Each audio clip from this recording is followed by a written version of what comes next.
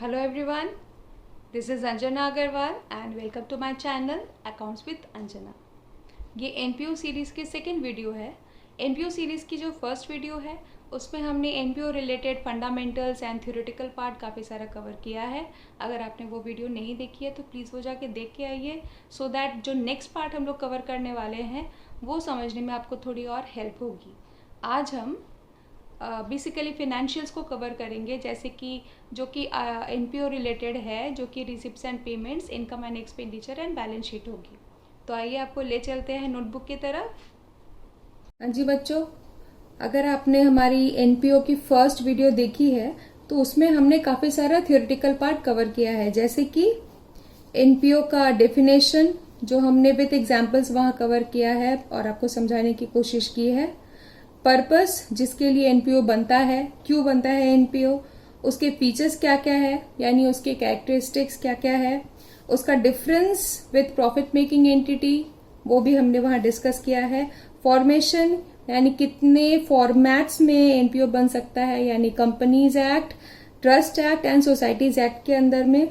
Sources of income वो भी हमने डिस्कस किया है। एंड फाइनल अकाउंट्स को जस्ट टच किया है, बहुत ही छोटा सा एक ब्रीफ मैंने फर्स्ट वीडियो में दिया था। अब इस वीडियो में हम फिनेंशियल्स कवर करेंगे, ठीक है। अब बात यह है कि एनपीओ जो है ना वो रहता है 5वें माले पर, यानी 5th फ्लोर। कौन से फ्लोर? 5th floor. तो आपको 5 तल्ले चढ़ने पड़ेंगे। First floor, second floor, third floor, 4th floor और ये 5th फ्लोर। तब आपको एक सुंदर सा एनपीओ का गेट दिखेगा जो आराम से आपके लिए खुल जाएगा और आप आराम से उसके पार पहुंच जाओगे, ठीक है। तो ये जो 5 सीढ़ियां हैं ये क्या क्या हैं? एक थ्योरी जो हमने कवर कर ली है, दूसरा है उसका फाइनेंशियल अकाउंट्स जो है receipts and payments and income and expenditure जो हम आज कर लेंगे। थर्ड हुआ आपका subscription, special items and other expenses, other items and expenses. Fourth हुआ आपका फंड बेस्ड अकाउंटिंग जिसमें कि डोनेशंस एंड फंड्स वगैरह के बारे में हम लोग थोड़ा जानकारी लेंगे। एंड लास्ट जो सीढ़ी है वो है भाई साहब कॉस्ट ऑफ मटेरियल कंज्यूम्ड। बस ये जो 5 सीढ़ी है उसमें जो बंदा चढ़ जाएगा टक टक टक वो पहुंच जाएगा मोक्ष के दरवाजे पर जो है एनपीओ, एंड वो पार कर जाएगा आराम से। हम लोग उसके बाद फुल फ्लेजेड सम करेंगे एंड आपको कोई परेशानी नहीं होगी अगर आपका ये कंसेप्ट क्लियर है तो, ठीक है। चलिए अब हम स्टार्ट करते हैं रिसिप्ट्स एंड पेमेंट अकाउंट।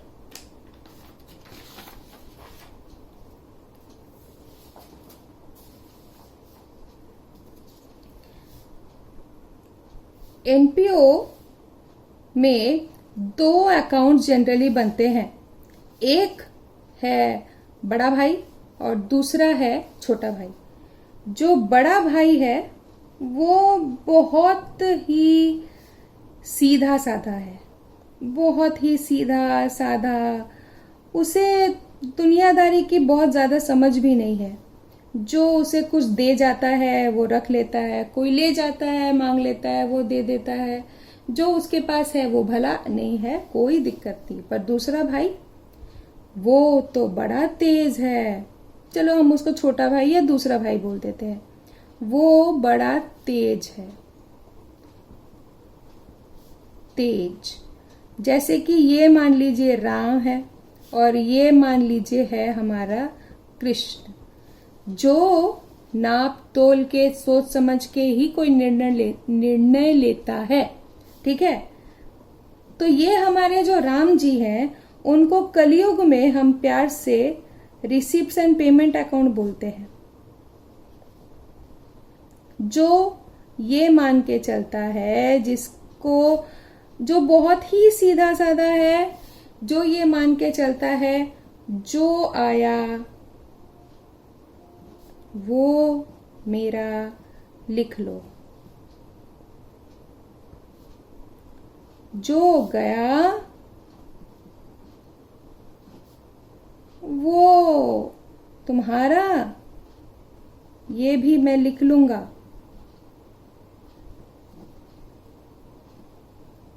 ठीक है, आया वो लिख लो, गया वो भी लिख लो, कब का है यानी टाइम, कौन दिया, नेचर क्या है, क्यों दिया, उससे कोई फर्क नहीं पड़ता। ना टाइम की परवाह, ना नेचर की परवाह, ना और किसी चीज की परवाह। अगर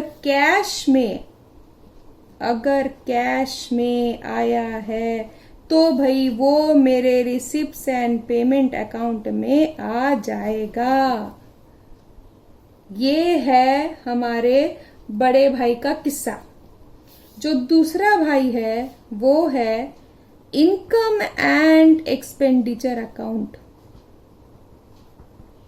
ये भाई साहब बहुत ही स्मार्ट हैं। ये कहते हैं नहीं, बिल्कुल नहीं, आप मुझे बुद्धू नहीं बना सकते। आप 4 साल का पैसा अटका के रखोगे और हमें अचानक से दे दोगे और हम सोचेंगे कि वाह वाह मुझे बहुत प्रॉफिट हो गया है। ऐसा नहीं होगा। जिस साल का पैसा है हम उसी साल में रिकॉर्ड करेंगे, और इस साल तो जो इस साल का है हम सिर्फ उसी को रिकॉर्ड करेंगे, यानी करेंट ईयर ओनली।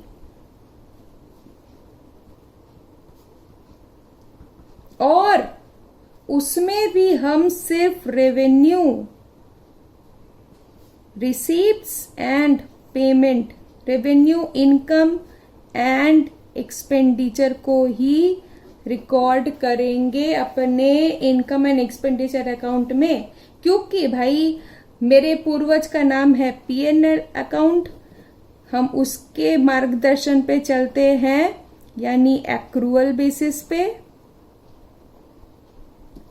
और ये जो है ये हमारे कैश बुक इनके पूर्वज हैं, ये उनके बेसिस पे चलते हैं, यानी कैश बेसिस ऑफ अकाउंटिंग पे। ये एक्रूअल बेसिस ऑफ अकाउंटिंग पे चलते हैं और ये कैश बेसिस ऑफ अकाउंटिंग पे चलते हैं।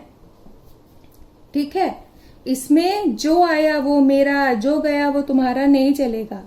इस साल का जो है मैं वही रिकॉर्ड करूंगा और कुछ नहीं। तो चलो भाई देख लेते हैं, एक सूरज बनाते हैं। ठीक है, अब इनके भी जो फीचर्स है ना वो आप लोग थोड़ा समझो। पहली बात, it is like cash book. जो मैंने पिछले वीडियो में बोला था ये उसका जुड़वा भाई है। It is like P&L। ठीक है, ये कैश बेसिस ऑफ अकाउंटिंग पे चलता है, को फॉलो करता है बोल सकते हैं, और ये एक्रूअल बेसिस ऑफ अकाउंटिंग को फॉलो करता है। आप जानते हैं एक्रूअल बेसिस ऑफ अकाउंटिंग और कैश बेसिस ऑफ अकाउंटिंग क्या होती है? मतलब कि कैश बेसिस ऑफ अकाउंटिंग में जितना कैश आया वो हमारा, जो कैश चला गया वो तुम्हारा। पर एक्रूअल बेसिस ऑफ अकाउंटिंग मतलब मान लीजिए कि इस साल मुझे मिलने वाले थे 500 रुपए, पर 50 रुपए मुझे कुछ लोगों से नहीं मिले। तो कैश बेसिस ऑफ अकाउंटिंग क्या बोलेगा? मुझे इस बार 500 मिले, मैं तो 500 ही लिखूंगा। 50 नहीं मिले उसको जाने दो।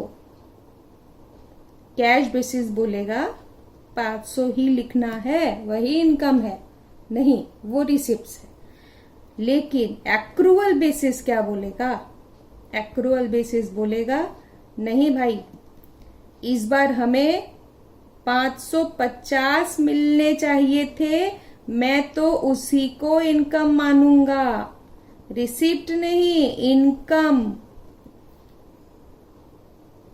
इसका मतलब कैश बेसिस से एक्रूअल बेसिस में जाने के लिए मुझे बीच में कुछ करना पड़ा, जिसे हम कहते हैं एडजस्टमेंट। यानी यहां पे हमने क्या किया, 500 received as income plus accrued या हम लोग आउटस्टैंडिंग भी कह सकते हैं इनकम 50 रुपए, ये हो गए 550 हमारे total income for the year. तो ये क्या है, ये 50, ये है एडजस्टमेंट, जो सही इनकम निकालने के लिए मुझे कैश बेसिस से लड़ झगड़ के करनी पड़ी। यानी रिसिप्ट्स एंड पेमेंट को लड़ झगड़ के इनकम एंड एक्सपेंडिचर अपने सही अकाउंट्स को दिखा पाएगा।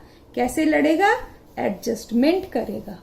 ठीक है, यानी कि कैश बेसिस ऑफ अकाउंटिंग में there is no adjustment, but यहां पे एडजस्टमेंट होते हैं। यस, एडजस्टमेंट होते हैं। ये रियल अकाउंट जो हमने गोल्डन रूल पढ़ा था, क्या आपको याद है हमारा गोल्डन रूल? ये रियल अकाउंट गोल्डन रूल को फॉलो करता है, ये नॉमिनल अकाउंट गोल्डन रूल को फॉलो करता है। रियल अकाउंट का गोल्डन रूल क्या बोलता है? Debit what comes in and credit what goes out. Nominal account का गोल्डन रूल क्या बोलता है? Debit all expenses and losses and credit all income and gains. Can you related? आप समझ पाओगे जब हम लोग एक दो एग्जाम्पल्स करेंगे तब। ठीक है, नेक्स्ट क्या चीज है? यहां पे they record all the amount irrespective, यानी irrespective of the period of receipt और period pertaining to।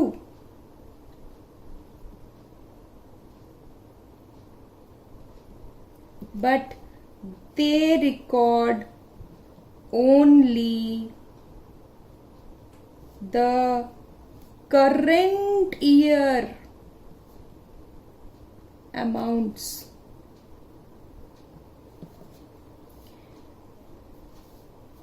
इनको नेचर ऑफ आइटम से भी फर्क नहीं पड़ता। Irrelevant, irrespective.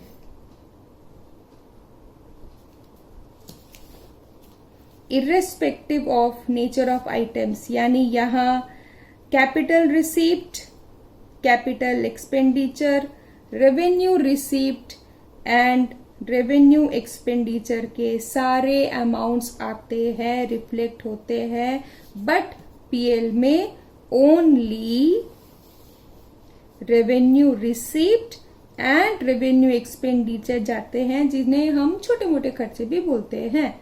पर जो बड़े बड़े खर्चे होते हैं वो कहां जाते हैं? बैलेंस शीट में। रेवेन्यू नहीं, capital expenditure and capital receipt, ये दोनों हमारे बैलेंस शीट आइटम्स हैं। अब इनको देख करके हम इन दोनों का डेफिनेशन भी निकाल सकते हैं। क्या आप बता सकते हैं इनका डेफिनेशन क्या होना चाहिए?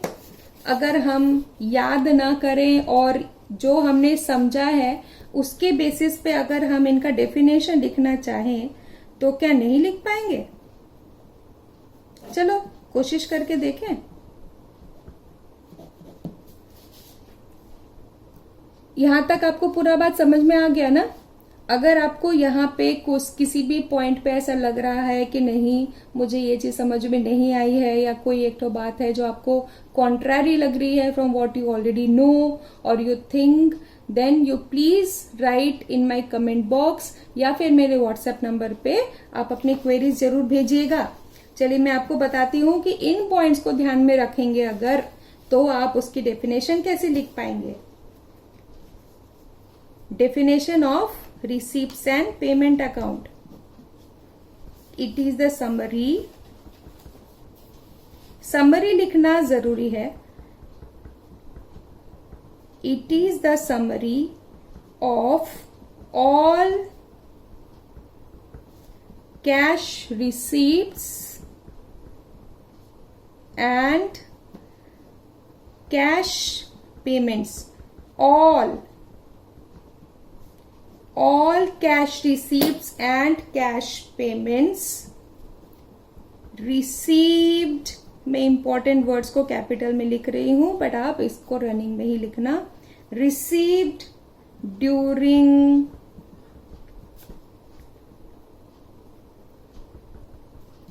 an accounting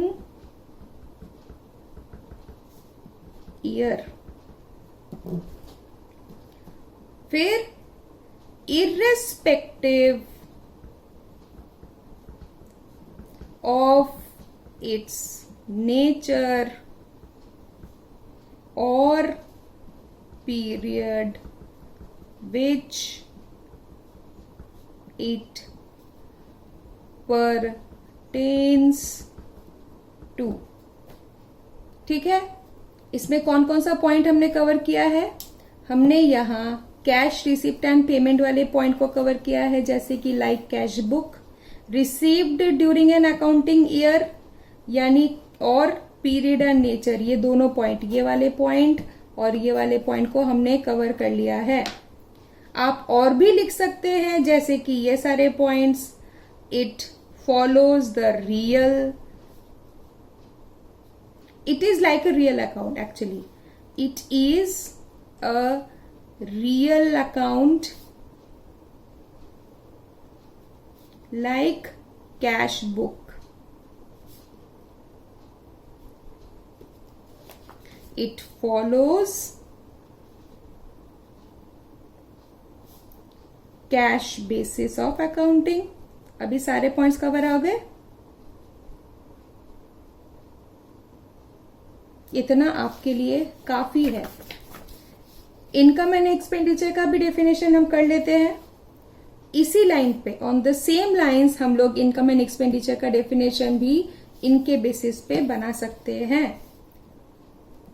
it is the summary income and expenditure,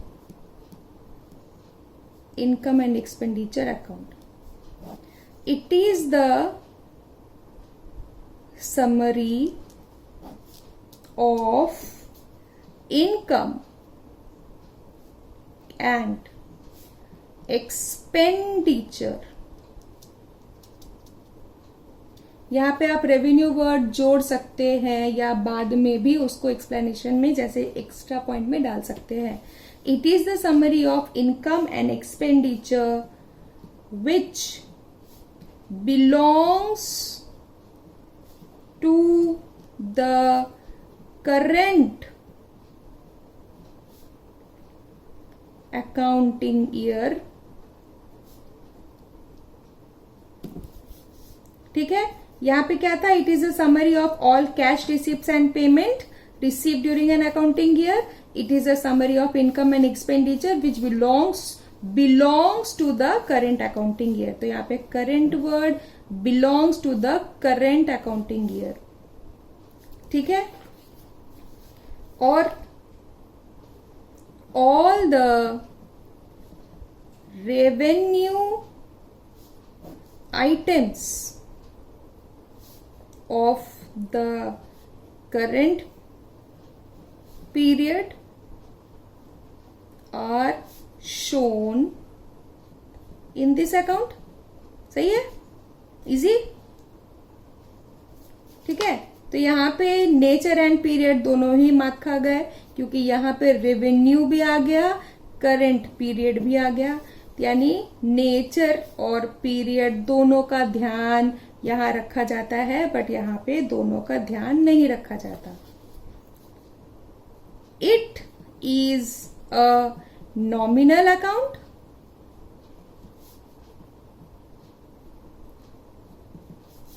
it follows, sorry ये पॉइंट यहां होगा, it follows accrual basis of accounting. ठीक है. इनमें से ना बच्चों क्वेश्चंस भी ऐसे ही आते हैं जैसे कि हम लोग कुछ डिस्कस करते हैं. लाइक क्या आप देख पा रहे हैं? State the basis of accounting for preparing income and expenditure of an NPO. ये 1 मार्क का आया हुआ है आपके एग्जाम में, तो उसका 1 वर्ड आंसर होगा just state the basis of accounting for preparing income and expenditure account of an NPO. आप लिखेंगे एक्रूअल बेसिस. अगर यही क्वेश्चन ऐसे आता है घुमा के, state the basis of accounting for preparing receipts and payment account of an NPO, तब आपका आंसर होगा cash basis of accounting. Question number 2, why are adjustments for outstanding and prepaid expenses, जिसको हम लोग एडजस्टमेंट बोल रहे हैं. फिर से आप ध्यान देना, क्या क्वेश्चन है? why are adjustment. हमने यहाँ क्या देखा था कि यहां से रिसिप्ट्स एंड पेमेंट से इनकम एंड एक्सपेंडिचर तक आने के लिए हमें लड़ाई करनी पड़ती है, यानी एडजस्टमेंट करना पड़ता है. ठीक है. इनकम को, सॉरी रिसीप्ट को इनकम बनने के लिए और पेमेंट को प्रोमोट होकर एक्सपेंसेस बनने के लिए एडजस्टमेंट की जरूरत पड़ती है, यानी उन्हें लड़ना पड़ता है. नहीं नहीं, जो जो मिला, क्या मेरा कोई इज्जत नहीं है क्या? कभी भी मिल गया तो क्या मैं उसमें आ गया तो क्या वो रह गया? नहीं, ऐसे नहीं चलेगा. इस साल का इस साल, हाँ ऐसा नहीं चलेगा. इसीलिए एडजस्टमेंट. ठीक है. तो why are adjustments for outstanding and prepaid expenses not recorded in receipts and payment account, as receipts and payment account is prepared on cash basis of accounting.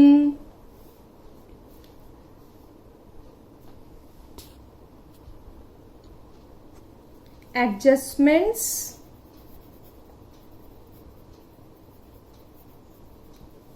of outstanding and prepaid expenses are not recorded in receipts and payment account. कैसे adjustments और नहीं आते? Non cash expenses receipts and payments में नहीं आते, क्योंकि वो cash के ही नहीं है. Can you give me some example of non cash expenditure जिनमें जो पीएल में यानी इनकम एंड एक्सपेंडिचर में तो आता है, और एक बहुत इंपॉर्टेंट अमाउंट है, एक बहुत इंपॉर्टेंट लेजर है बोलूंगी, डेप्रिसिएशन. डेप्रिसिएशन एक ऐसा खर्चा है जो कैश में नहीं होता, कैश में नहीं होता, इसीलिए ये रिसिप्ट्स एंड पेमेंट में नहीं आता, लेकिन इनकम एंड एक्सपेंडिचर में आता. ठीक है. इसको हम लोग और डिस्कस करेंगे जब हम लोग सम्स करेंगे तब. Distinguish between income and expenditure and receipts and payment on the basis of period, depreciation, basis of accounting, nature of items. ये सब एक साथ भी आ सकते हैं, अलग अलग एक एक मार्क्स के लिए भी आ सकते हैं. अगर ऐसे आए तो आप क्या लिखेंगे? मान लीजिए पीरियड वाले पॉइंट में आप लिखेंगे income and expenditure relates to current period, but receipts and payment में रिलेट टू सक्सीडिंग यानी पुराना and preceding periods.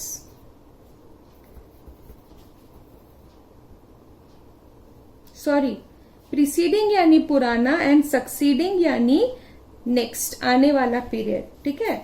Receipts and payment doesn't include depreciation. अच्छा हाँ, अगर दोनों में हम लोग डिफ्रेंशिएट करेंगे बेसिस ऑफ डेप्रिसिएशन तो ये वाली पॉइंट आएगी, receipts and payment doesn't include depreciation as it is a non cash expense, whereas income and expenditure include depreciation as an expenditure। सही। नेक्स्ट, अगर हम लोग बेसिस ऑफ अकाउंटिंग पे डिफ्रेंशिएट करें तो हमने वैसे भी देखा था वहां पे receipts and payment is based on cash basis of accounting and income and expenditure is based on accrual basis of accounting. Nature of items, income and expenditure records income and expenditure of revenue nature only, but receipts and payment किसी बात की उनको फर्क नहीं पड़ती भाई, राम राज है वो बिल्कुल राम है, उन्हें फर्क नहीं पड़ता। They record all revenue and capital nature receipts and payments. चलिए आपको फॉर्मेट दिखा देते हैं जल्दी से रिसिप्ट्स एंड पेमेंट अकाउंट का। ये एक रिसिप्ट्स एंड पेमेंट अकाउंट है for the year ended. Debit credit, receipts बाएं साइड में, पेमेंट्स दाएं साइड में, रुपीस का कॉलम, एंड यहां जो ओपनिंग एंड क्लोजिंग होता है वो होता है कैश का बैलेंस एंड बैंक का balance. To balance BD cash bank, by balance CD cash bank. ज्यादा करके सम्स में कैश या बैंक का बैलेंस निकालना ही आंसर होता है। यहाँ पे जो हम लोग रिसीव करेंगे, जैसे हमने ऑलरेडी डिस्कस किया है, कैपिटल नेचर हो, कैपिटल नेचर के रिसिप्ट्स कैसे हो सकते हैं, जैसे कि जो उनके डोनेशंस हैं, स्पेसिफिक डोनेशंस जो बैलेंस शीट में जाते हैं, जो नॉन रिकरिंग एक्सपेंडिचर हैं वो सब कैपिटल रिसिप्ट्स, जैसे कि सेल ऑफ फिक्स्ड एसेट वो एक कैपिटल रिसिप्ट है। लाइफ मेंबरशिप फीस वो वन टाइम पेमेंट है, वो वन टाइम रिसिप्ट है हमारे लिए, तो वो भी कैपिटल रिसिप्ट है जो बैलेंस शीट में जाएगा। यानी non recurring and fixed receipts which जिसका असर एक साल से ज्यादा सालों पे पड़ता है वो सबको हम लोग कैपिटल रिसिप्ट बोलते हैं। वैसे ही कैपिटल पेमेंट्स ऐसे खर्चे जिनका असर एक साल तक नहीं रहता, उनका वो रिलेट करते हैं एक से ज्यादा सालों के लिए। जैसे कि परचेज ऑफ फिक्स्ड एसेट, अब हम लोग अगर एक परचेज करते हैं फिक्स्ड एसेट तो क्या एक ही साल में उसको खा पी के या यूज करके खत्म कर देते हैं क्या? नहीं करते हैं ना, वो तो कई सालों तक यूज होता है, धीरे धीरे उसको डेप्रिशिएट करके हम लोग खत्म करते हैं, इसीलिए वो कैपिटल पेमेंट्स है। इन्वेस्टमेंट्स, अगर हम लोग इन्वेस्टमेंट करते हैं या कोई स्पोर्ट्स इक्विपमेंट, मान लीजिए कि हमारा स्पोर्ट्स ट्रस्ट है या स्पोर्ट्स रिलेटेड कोई एनपीओ है, तो उसके लिए तो स्पोर्ट्स इक्विपमेंट्स एक कैपिटल एसेट हुआ ना, क्योंकि वही उसको वो सरप्लस बना करके दे रहे हैं, यानी प्रॉफिट, अगर हम लोग वैसे उस भाषा में बात करें कि प्रॉफिट कमा के तो वही दे रहे हैं, तो वो हमारा फिक्स्ड एसेट माना जाएगा, लाइक स्पोर्ट्स इक्विपमेंट। ठीक है, जैसे कि अगर कोई मैच से रिलेटेड कोई रखता हो, जिनके लिए पेविलियन वगैरह एक फिक्स्ड एसेट हो सकता है। ठीक है, तो वो डिपेंड करता है नेचर ऑफ उनका जो भी ऑर्गेनाइजेशन है उस पर भी। इसके अलावा टू ऑल रेवेन्यू रिसिप्ट्स, सब तरह के रेवेन्यू रिसिप्ट्स जो हमारे आ सकते हैं, जैसे कि आपके जो खर्चे, जो रिसिप्ट्स हैं जो कि रिकरिंग नेचर के रिसिप्ट्स हैं, जैसे कि इंटरेस्ट हो गया, ठीक है, फिर आपका रेंट हो गया, आपका जो भी फिक्स्ड एसेट है उसको अगर रेंट पे देते हैं तो आपका वो रिकरिंग इनकम है ना, तो उसको हम लोग रेंट को हम लोग इसीलिए रेवेन्यू रिसिप्ट मानते हैं। ठीक है, कोई फीस हो गई, ये सब हमारे रेवेन्यू रिसिप्ट्स हैं। रेवेन्यू पेमेंट्स में क्या होगा, हमारा जो भी सैलरी है, इलेक्ट्रिसिटी का खर्चा है, रेंट का खर्चा है, अगर हमें इंटरेस्ट देना पड़ रहा है वो, कोई रिपेयरिंग का खर्चा है, ये सारे खर्चे जो है हमारे रेवेन्यू खर्चों में आते हैं जो रिकरिंग होते हैं। मैं बार बार ये बोल रही हूँ, रिकरिंग, नॉन रिकरिंग, जिसका असर एक साल का हो, जिसका असर ज्यादा साल का हो, वो डेप्रिशिएट करता है। एक आइटम इनमें ऐसा है जो अच्छा ठीक है, उसमें हम लोग बाद में डिस्कस। तो हम लोग ये क्या आए, इस टॉपिक पे आए कि नो एडजस्टमेंट्स, यानी रिसिप्ट्स एंड पेमेंट में जो सबसे इंपॉर्टेंट पार्ट आपको याद रखने की है वो है फर्स्ट बात, no adjustment in receipts and payment account. दूसरा, ये रियल अकाउंट के रूल को फॉलो करता है। अब हम लोग इनकम एंड एक्सपेंडिचर पे आए। फॉर्मेट आप देख लीजिए, जब सम्स करेंगे तो ये सारी चीजें आपको याद रखने की जरूरत नहीं पड़ेंगी, ये सब बहुत लॉजिकल है। जिसका पीएल का कंसेप्ट क्लियर है उसको ये चीज समझने में कोई दिक्कत नहीं आएगी, ठीक है। Name of the organisation, income and expenditure account for the period ended this.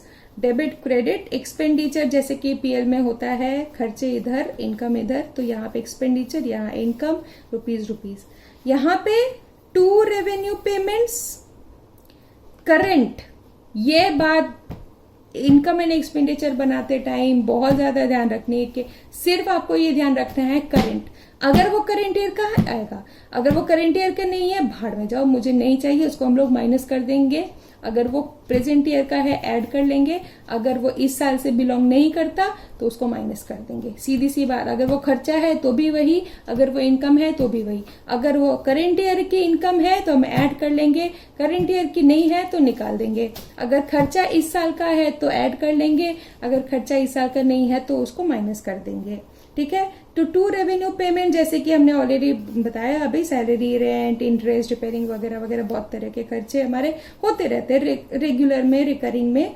तो उसमें से अगर पुराने साल का कुछ है उसको माइनस कर दो, अगले आने वाले साल का है उसको भी माइनस कर दो। रखना क्या है, जो इस साल का है। अगर इस साल कुछ बकाया रहा यानी आउटस्टैंडिंग रही जो हमें मिलने वाली है, वो सब टाइप के जो इस साल के हैं, अगर कुछ बाकी है या एक्स्ट्रा पेमेंट किया हुआ है, वो सब यहाँ पे आ जाएगा। अगर हमने इस साल कुछ एक्स्ट्रा पेमेंट कर दिया यानी एडवांस पेमेंट कर दी है तो भी वो यहाँ पे एडवांस के तौर पे आएगी, ठीक है। फिर और भी कुछ नॉन कैश एक्सपेंडिचर भी हो सकते हैं, जैसे बैड डेट्स हो गया, डिप्रिसिएशन हो गया, loss on sale of fixed asset हो गया, ये सारे खर्चे यहाँ पे आएंगे।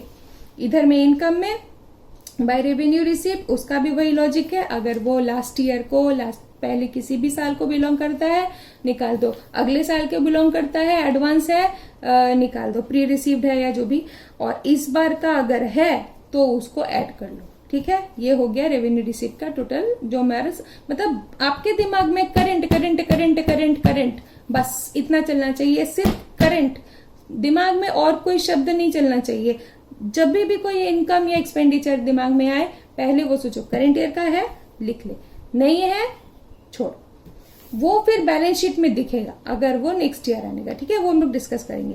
By any other receipts, any other income, by profit on sale of fixed asset, bye general donation, जो हमने कल डिस्कस किया था, जो हमारे पहले वाले वीडियो में है। 2 तरीके के डोनेशंस होते हैं, एक होती है जनरल डोनेशन, एक होता है शर्त वाले स्पेसिफिक महाराजा डोनेशंस, ठीक है। जो जनरल डोनेशन है उसको हम लोग इनकम एंड एक्सपेंडिचर में लिखते हैं। जो भाई अपने साथ प्राइस टैग लेके घूम रहे हैं यानी शर्त लेके घूम रहे हैं, उनको जगह मिलती है भाई बैलेंस शीट में, ठीक है। मतलब कि मुझे अगर किसी ने डोनेशन दिया है, बट ये बोल के दिया, देख भाई वो वाला ये जो मैं तुझे पैसा दे रहा हूं, 10,000, 50,000, 1 लाख, जो भी, वो इसी काम में यूज होना चाहिए। वहां पे जो तुमने बिल्डिंग बनाने का सोचा है, ये जो 1 लाख रुपए हैं, ये उस बिल्डिंग के लिए मैंने दिए हैं और किसी काम में मत लगाना। तो भाई ये बन गई हमारी स्पेसिफिक डोनेशन, जो हम लोग सिर्फ उसी काम में लगा सकते हैं। उसका खर्चा वहां से माइनस होगा, अगर उससे ही रिलेटेड और पैसे मिले तो वहां पे जाएंगे। तो ये हो गई हमारी स्पेसिफिक डोनेशन, स्पेसिफिक फंड, ठीक है। और इसके अलावा जो जनरल है वो यहाँ आ जाएगी। तो उन लोगों को वो जो बोलते हैं ना special VIP entry balance sheet में नहीं मिलेगी, उनको यहाँ मिलेगी एंट्री, ठीक है। By other receipts, by profit on sale of asset, bye general donations. जो बचा खुचा रहा है, अगर इनकम ज्यादा है बैलेंसिंग एक्सपेंडिचर से, तो बैलेंसिंग फिगर बन जाएगा हमारा सरप्लस, प्रॉफिट नहीं, सरप्लस। अगर खर्चे ज्यादा हो रहे हैं भाई एनपीओ के, तो बेचारा क्या बोलेगा भाई, कमी रह गई, कमी, डेफिसिट, ठीक है। ओनली करेंट ईयर रिलेटेड खर्चे, सही। बार बार दिमाग में ये वाला जो वर्ड है ना, ये स्ट्राइक करना चाहिए। करंट करंट करंट लगना चाहिए जब हम लोग expenditure and income and expenditure account बना रहे हैं। नॉमिनल अकाउंट है, जैसे debit all expenses and losses, credit all income and gains. ये बात आपको ध्यान में रखनी होगी। Only revenue, no capital. Capital कहाँ जाएगा? Balance sheet. ठीक है। हाँ, तो हम लोग अभी सबसे पहले एक रिसिप्ट्स एंड पेमेंट अकाउंट का सम प्रैक्टिस करते हैं। ये सम आपके स्क्रीन पर आ रहा है, आप देख लीजिए।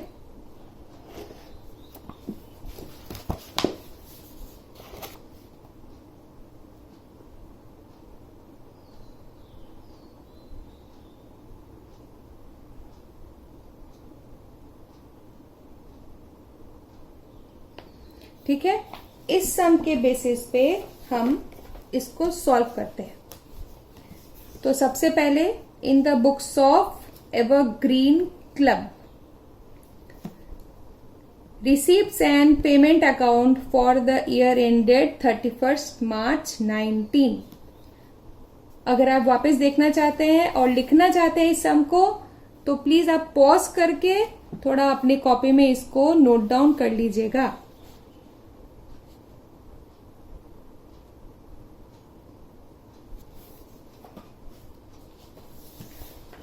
अच्छा, यहाँ पे हमें बिल्कुल भी दिमाग नहीं लगाना है। जैसे हमने बोला कि हमें बिल्कुल सीधा साधा राम बन जाना है। जो आया रख लो, जो गया वो लिख लो, कोई दिक्कत नहीं है। ठीक है, तो स्टार्ट करते हैं। To balance brought down, cash in hand, cash at bank as on 1st April 2018.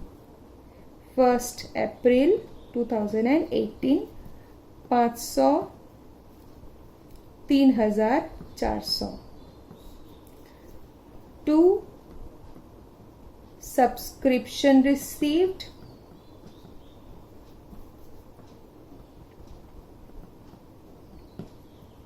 15,700. 2 donation received. वैसे मैं हर बार 2 लिख रही हूं, पर मैं आपको बता दूं कि एज पर सीबीएसई गाइडलाइंस अगर आप 2 या बाई नहीं लिखते तो आपके मार्क्स नहीं काटे जाएंगे एग्जाम में। 2 डोनेशन रिसीव्ड, 2,800। हमें नहीं सोचना है अभी कि ये कैसे डोनेशन है, कहां से आए हैं, कौन सी पीरियड के हैं। डोनेशन रिसीव्ड, पैसे आए, बस। सब्सक्रिप्शन रिसीव्ड, अच्छा पैसे आए, लिख लो।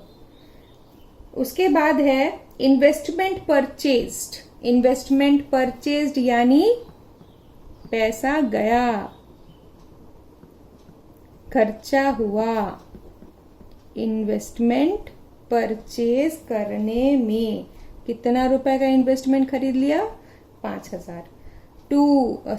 बाई रेंट पेड, 500 रुपए।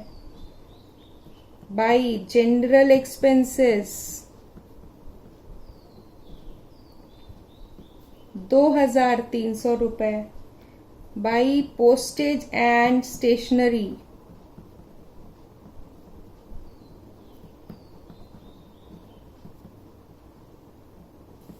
250 रुपए।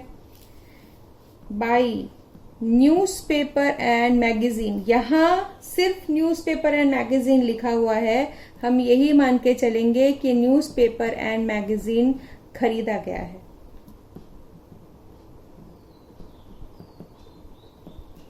870 रुपए। सेल ऑफ ओल्ड न्यूज़पेपर यानी पैसे आए। ठीक है, सेल ऑफ ओल्ड न्यूज़पेपर या न्यू न्यूज़पेपर, हमें कुछ भी ध्यान नहीं देना है। कैसे न्यूज़पेपर हैं, क्या वो फिक्स्ड एसेट है या कैसे आए, कुछ हमें सोचना नहीं। अगर पैसे आए लिख लो। बुक परचेज्ड, फिर पैसे गए।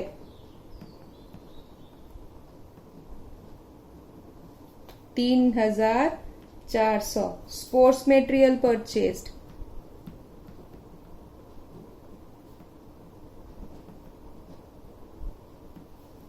4700। इंटरेस्ट ऑन इन्वेस्टमेंट रिसीव्ड, ये रिसीव हुआ है। इंटरेस्ट ऑन इन्वेस्टमेंट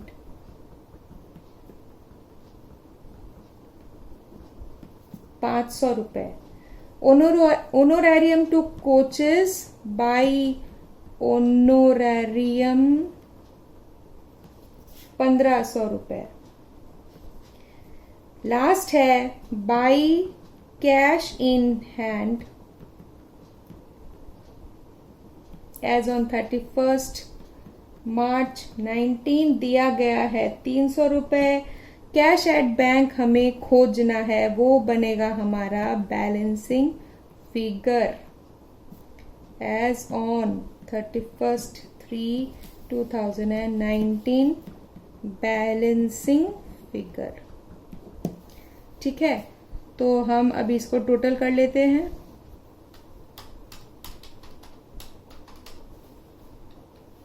हमारा इधर का टोटल आया है 23,020 रुपए और इधर का क्रेडिट साइड का जो टोटल है वो आया है 18,820 रुपए। माइनस करने से by deficit, sorry by deficit में इनकम एंड एक्सपेंडिचर में चली गई, सॉरी भाइयों। बाई कैश इन बैंक 4,200 रुपए।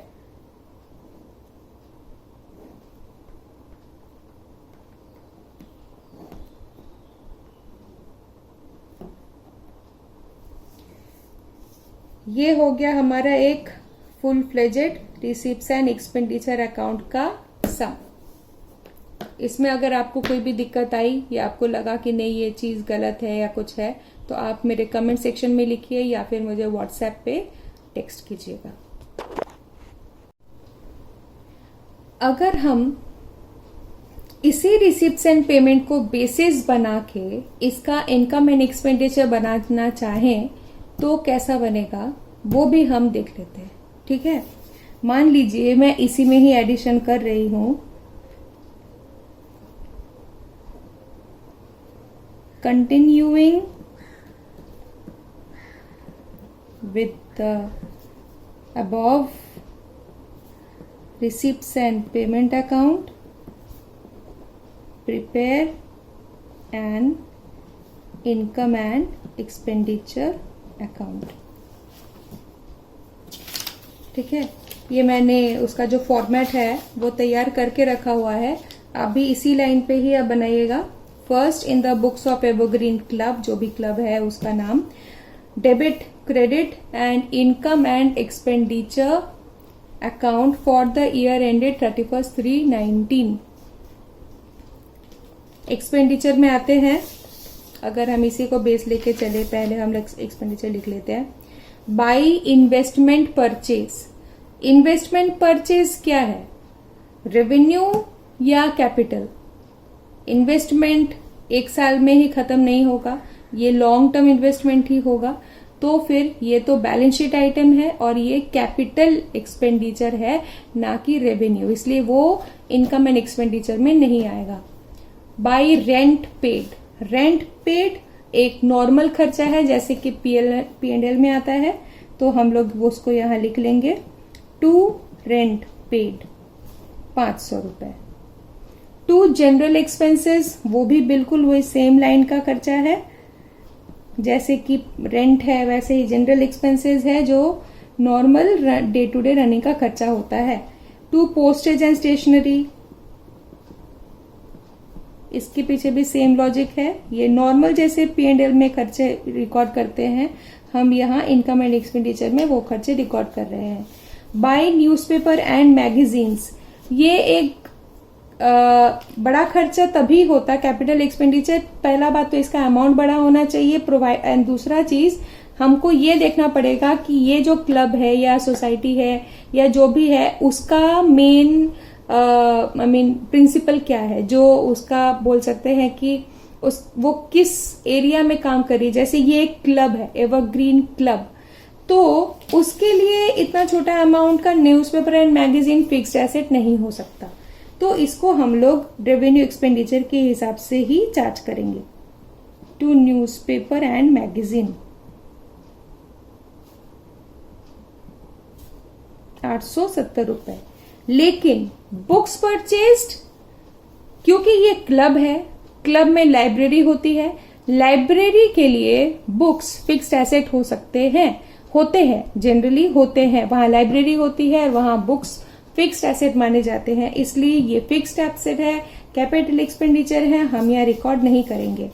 बाई स्पोर्ट्स मटेरियल इक्विपमेंट, जो कि अगेन क्लब में चाहिए होते हैं, जैसे टेबल टेनिस कोर्ट हुआ, फुटबॉल का बॉल हुआ बच्चों के लिए, या योगा मैट्स हुए अगर योगा क्लासेस हो रहे हैं तो उस टाइप के क्लब वगैरह के लिए स्पोर्ट्स मटेरियल एक फिक्स्ड एसेट माना जाएगा।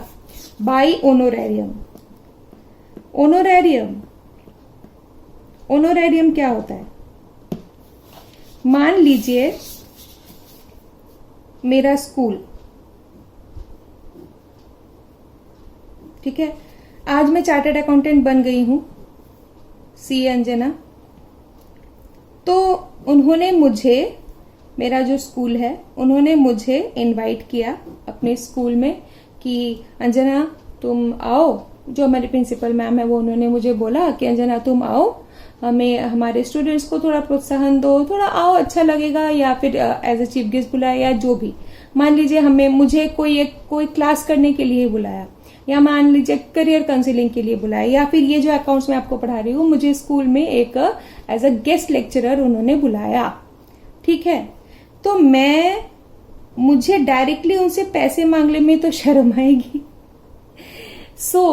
वहां पे जो ऐसे गेस्ट फैकल्टीज होते हैं, उन लोगों को जो पेमेंट मिलती है उसको बोलते हैं ओनोरेरियम, यानी फॉर योर ऑनर, मतलब कि as a token of gratitude, कि आपने अपना टाइम हमारे इंस्टीट्यूट को दिया, उसी लिए हमारी तरह से एक छोटी सी भेंट, ये होता है ओनोरेरियम। ये सैलरी नहीं है, ये रिम्यूनरेशन नहीं है, ये ओनोरेरियम है, ये एक छोटा सा पेमेंट है, एक गिफ्ट है, एक ग्रेटिट्यूड है, इसीलिए इसको रेवेन्यू एक्सपेंडिचर मान के हम पीएल के एक्सपेंडिचर साइड में, डेबिट साइड में लिखेंगे 1500 रुपए।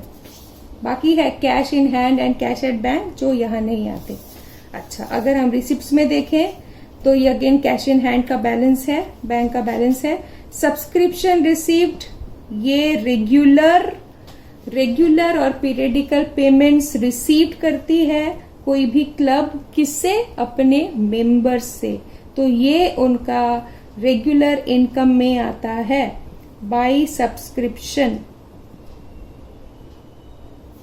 हम यही मान के चल रहे हैं कि यहाँ जो अमाउंट दिया गया है वो इसी साल का है, तो हम बाय सब्सक्रिप्शन रिसीव 15,700 यहाँ लिख लिए हैं। तो डोनेशन रिसीव, तो अगर हम मान ले कि ये जो डोनेशन है वो किसी के लिए नहीं, जनरल डोनेशन है, तो हम यहाँ पे उसको लिख सकते हैं। अगर आप ये लिख रहे हो इनकम एंड एक्सपेंडिचर में, भूलना मत एग्जाम में नोट्स में ये लिख देने का, assuming the donations received are general donations, assuming the donations are general donations।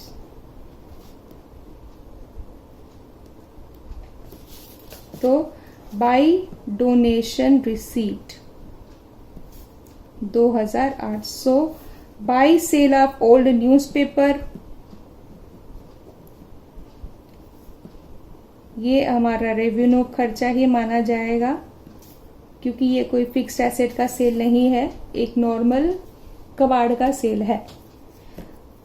Interest on investment, interest तो रेवेन्यू इनकम होता ही है। मैंने यहाँ पे सेल बोला क्या? सॉरी, ये इनकम है अगर मैंने सेल बोला है तो। Bye interest on investment received, ये हो गई हमारी P&L तैयार। अब जल्दी से इसका टोटल अब इसका जो बैलेंसिंग फिगर है वो क्या निकलेगा? अगर इधर निकला तो हम बोलेंगे टू सरप्लस, इधर निकला तो हम बोलेंगे बाई डेफिसिट। देखते हैं क्या निकलता है।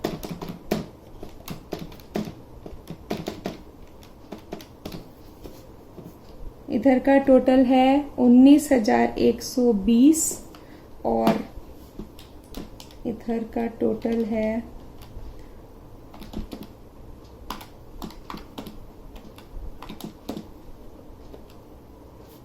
5,420, यानी हमारा 2